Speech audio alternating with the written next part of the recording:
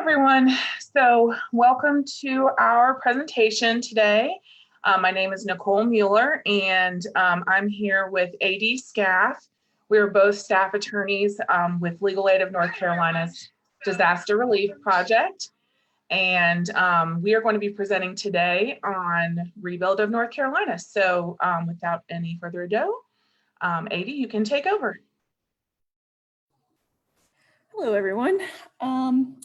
So ReBUILD North Carolina is a state-run program.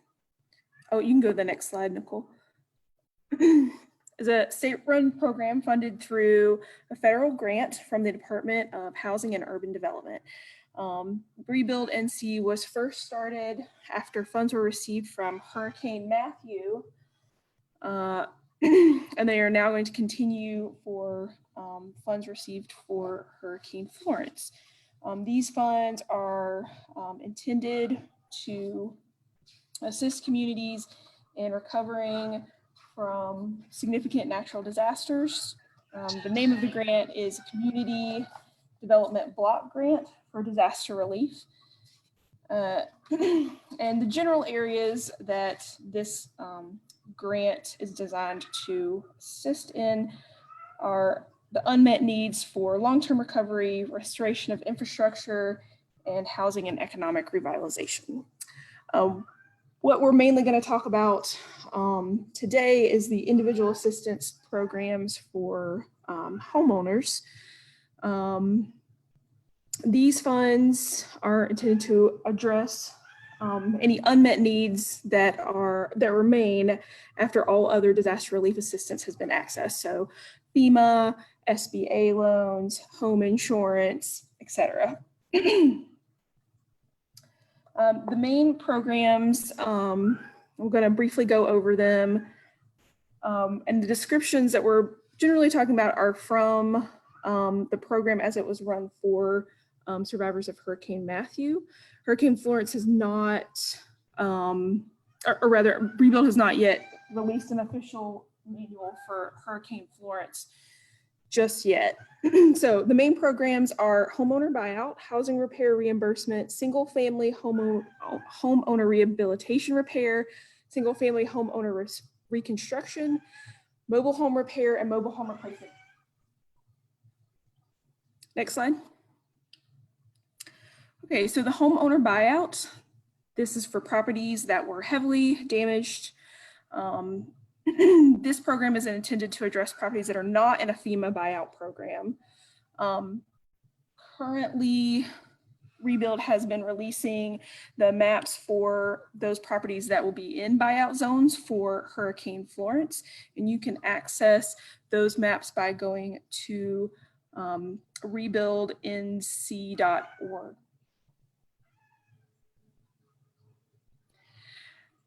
The other program is housing repair reimbursement. I'm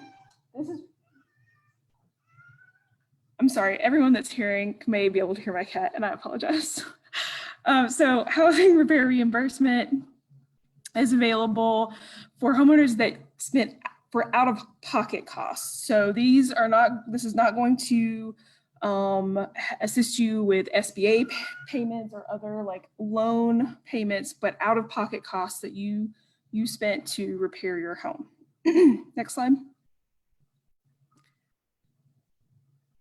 Okay, so for single family homeowner, there are 4 programs that focus specifically on rehabilitation and then reconstruction. So for rehabilitation and repair, if your home was damaged, this program can assist you with repairs. So there is a process by which they will sort of assess the amount of damages and how much those damages would cost, and then what types of rehabilitation or repair an applicant may need. Nicole's going to go over that a little more in detail when she goes over the application process. Same with reconstruction. So if a home is damaged equal to or greater than 80% of the home's pre-disaster value, then home may be reconstructed. Next slide. And then mobile home repair and mobile home replacement. So the guidelines for these are just a little bit different, but ReBUILD can also assist in mobile home repair depending on how much your repairs may cost. It needs to be at least $1,000 in repairs and can be up to $5,000. And then replacement, if your mobile home has more than $5,000 in damage, then ReBUILD may find you eligible for a complete mobile home replacement. And there are guidelines for that. Generally, ReBUILD's approach to this is that if you were living in a mobile home prior to the storm, and that is the type of home that was damaged, then that is the type of home that they will replace. So they would not replace, say, a mobile home with a stick-built home or a stick-built home with a mobile home. Okay. So I am going to hand it over to Nicole Mueller to discuss the application process in order to apply for these and see which one you are qualified for. Okay, so now we have gotten to the point where applications are finally open. If you're a disaster survivor, then it's likely that you've waited or have been waiting a significant amount of time to get to this point in the process, because unfortunately it takes a long time for the CDBG DR money that comes from the federal government to make its way to the state government and then out to the public. There's a lot that goes into that process and it takes a long time. So Hurricane Matthew happened in the fall of 2016, and here we are in 2020, and there's still a lot of contracts that have not been finished for that. Applications have been closed for quite a, I think applications closed in May of 2019, I want to say, for Matthew damages, but anyway, it was a long time after the storm actually took place. But when that magic finally happens and applications are open to the public, which we are waiting for right now to happen with Florence, then we want you to be ready and waiting to get in your application. So thinking now about what that might take is going to be an important part of the process. So yes, there are 8 steps to the process, and yes, it is a lot. There is a lot of paperwork, and that's just another reason why you need to be prepared ahead of time. Step 1 in the process is going to be the actual application. So I'm taking these steps straight from the ReBUILD North Carolina Housing Manual, and that was written for Hurricane Matthew.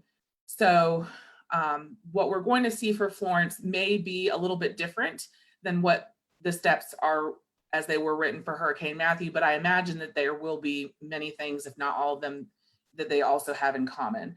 I would also like to note that these are the steps as they were written by North Carolina ReBUILD and how they are supposed to be administered, but that doesn't mean that that will happen exactly like that in every case. We do have to take into consideration that there can be delays. There is human error that could be involved. Case managers are going to be assigned to each individual, you know, and sometimes things happen, paperwork gets lost, steps get missed. So we just never know what we can expect. But just this is how they have it written that the program should go if everything goes according to plan. So the very first step is going to be that you fill out the actual application, which is quite a few pages. And besides the actual application itself, there are a lot of other documents that ReBUILD is going to require you to provide them with. In the first step, you're going to call the organizing agency, which for Hurricane Matthew was 211. We think that's going to be a different agency more than likely for Hurricane Florence, but we won't know that until applications open for that program. You'll complete the full housing application and then go to your appointment with all of your required documentation. And at that point, ReBUILD will verify your application and certify your application. Some of the documents that you should bring with you are things like your photo identification, proof of your legal residency, proof that you lived in the damaged residence at the time of Hurricane Matthew. That will be something like a utility bill from the months during or leading up to the disaster that's in your name, things like that. Any before or after pictures of the property, if you have those available. Also a copy of your most recent tax return or pay stubs for all adults over of 18 years or older, copies of insurance payments that you may have received for any damages related to that natural disaster, and then receipts or photos for any repairs that you have already completed prior to the application. It's also important that the homeowner will be able to provide proof of their ownership and show that they're current on any mortgage payments. So when you're filling out your application, that needs to be done by the person who owns the property. We've seen in the past that people will have issues if they are the one filling out the application because they live in the home and they may be a co-applicant, which is fine, but ReBUILD will have difficulties communicating with you if you are not also the owner of the home. So it's best that that person be the one who actually submits the application. Now we come to step 2, which is going to be an eligibility review. Your role as the disaster survivor at that point will be to provide any additional documentation that might be needed. At this point, if you're determined to be ineligible, then the process is going to stop. ReBUILD is going to look here at and verify that you are the primary lawful resident and that the home is not in foreclosure. If they find that you are not eligible at this point, or they believe that you're not eligible, then they're going to issue you a denial letter and information on how you can appeal that decision. It's very important that you timely file an appeal at that for them to reconsider your application, and we can help with this. So at this point in the process, if you are denied, then it's very important that you seek assistance or file your own appeal so that they can reconsider that. And it may just be that you need additional documentation or other things that can help ReBUILD to understand that you are the primary and lawful resident, if that's the case. Then we're going to go on to the next step, which is a duplication check.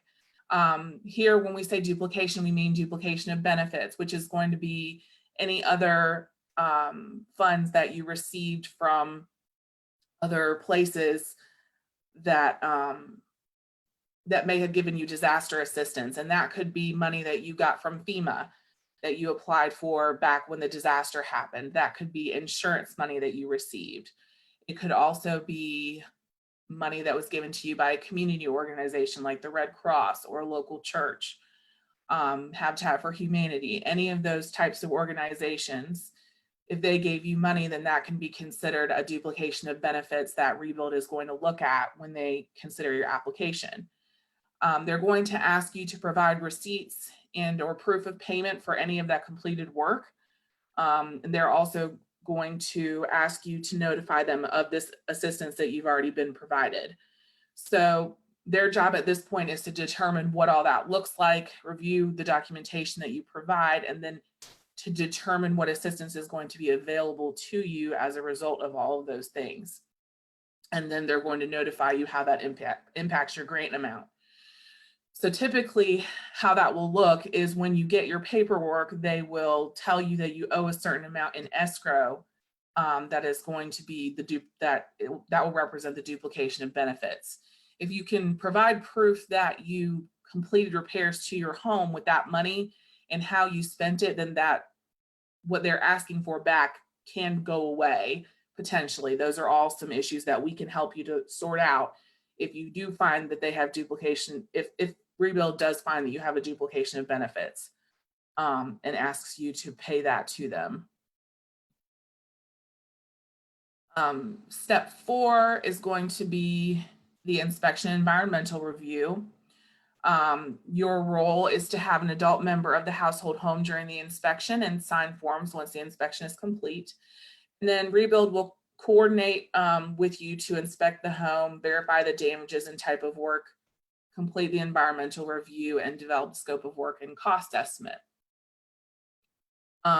Those are all going to be important pieces of how they determine your grant award as well, being able to see what damage needs to be done, and then they'll try to fit you into one of the categories that AD mentioned previously, as far as whether they're going to replace your home, repair your home, or whatever the case may be.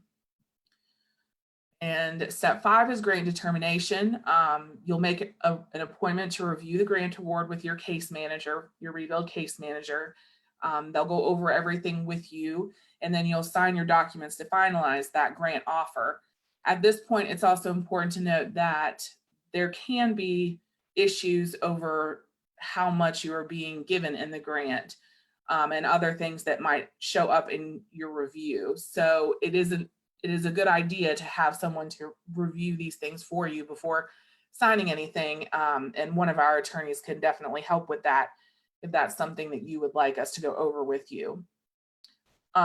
ReBUILD's job at this step is to determine the amount that you'll be awarded, approve applicants for reimbursement if that needs to happen. And that would be an example of that would be if you had already put a significant amount of your own money into repairing your home and you can show proof of that to ReBUILD, then you could be reimbursed for that that necessary repair work that you paid for yourself out of your own money. And then, of course, it would have had to be also to the point where, everything, you weren't able to take care of everything yourself, but you were able to do some things to try to stay in your home until you could get to this point in the process where you could get further funding. And then ReBUILD will prepare the documentation for signature and get everything signed with you. Step 6 is going to be the contractor selection. Your role is to schedule a walkthrough with the contractor, make appointments to sign the contract agreements, and notify ReBUILD if temporary housing is needed. So while your house is being reconstructed, if it's going to be rebuilt in total, ReBUILD of North Carolina will pay to temporarily relocate you somewhere else while your house is being built. So that is something that you can discuss with your case manager at that time that they will arrange for you. Applicants are also required to use a general contractor that is selected for them by ReBUILD. So it's not like you can go out and pick your own contractor to do these repairs and ReBUILD gives you the money. What actually happens is that ReBUILD has a certain pool of pre-qualified contractors that they will assign to your job.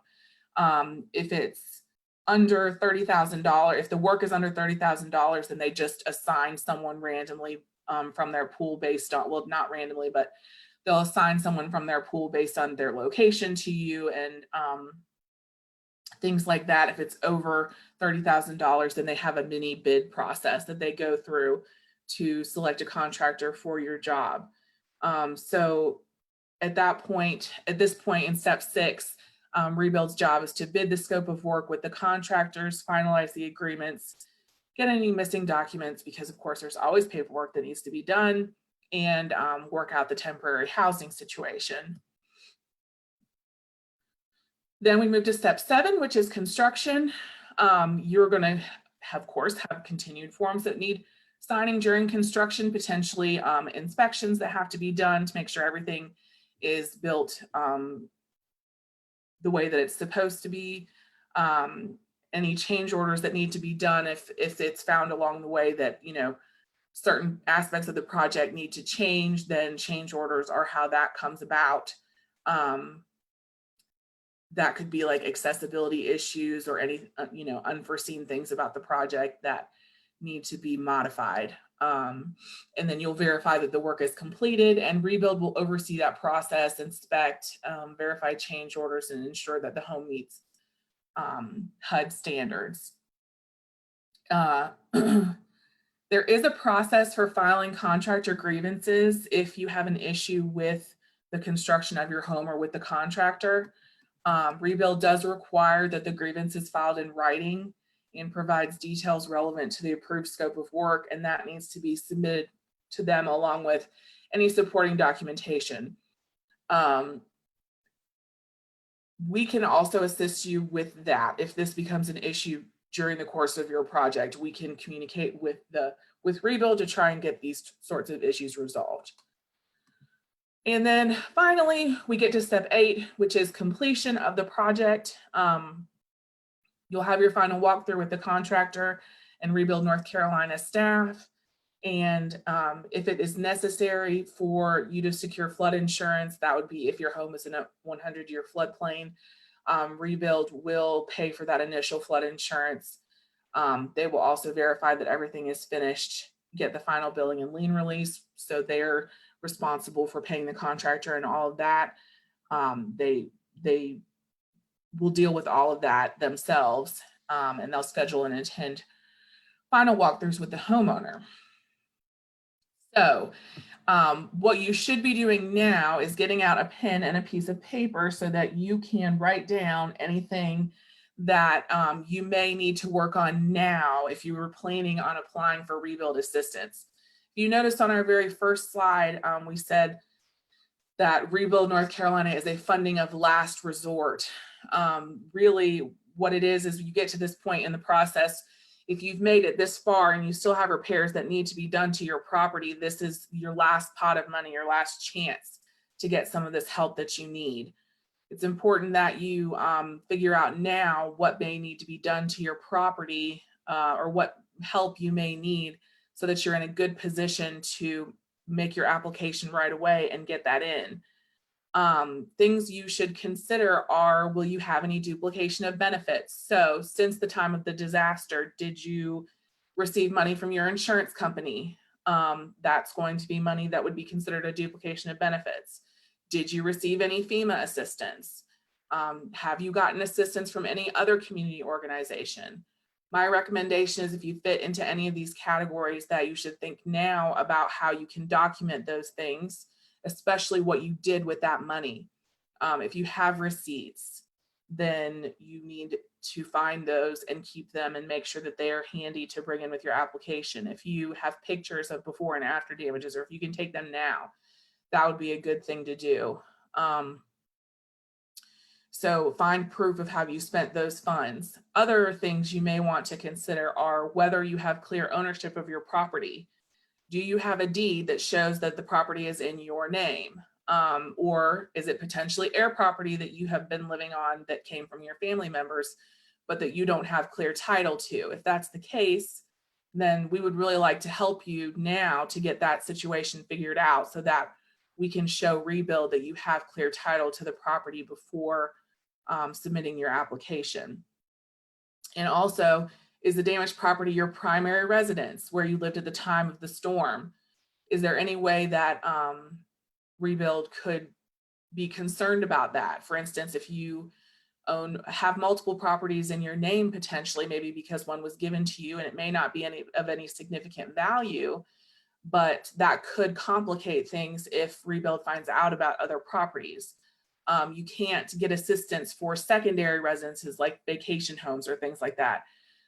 So that can always be an issue, potentially, in proving that you live there. And if you're filling out your application when it comes to that time, if anything is confusing to you, if you're not sure what the best thing is to do, we're always here to help, and we can definitely go through your application with you before you send it in. So ways that we can help you in this process are filling out your application. We can help you to understand your award letter when you get to that point where ReBUILD is telling you that you've been accepted and given a grant, or you're being offered a grant, and this is how much they are giving you. If you don't understand the paperwork that they send you and what they're offering to you, we can help you to walk through all of those details. We can also help you file appeals based on a bunch of different things. Like if your application is denied, we can take a look at that for you. If you disagree with the award amount, or if you disagree with the duplication of benefits amount, if they're asking you to put a certain amount of money in escrow before you can close on the property and you don't have that money, there are things that we can look at to see if there's any way that we can ask that amount be forgiven. And we will do all that with you. We can also help you to communicate with your ReBUILD case manager or work out contractor disputes or rebuilding issues. So thank you for joining us today. I hope that you learned a lot about ReBUILD North Carolina and all the ways that legal aid can help you to apply for those funds and to get through that process. And this last slide shows some ways that you can get in contact with us, and we would love to assist you, and we hope to hear from you soon.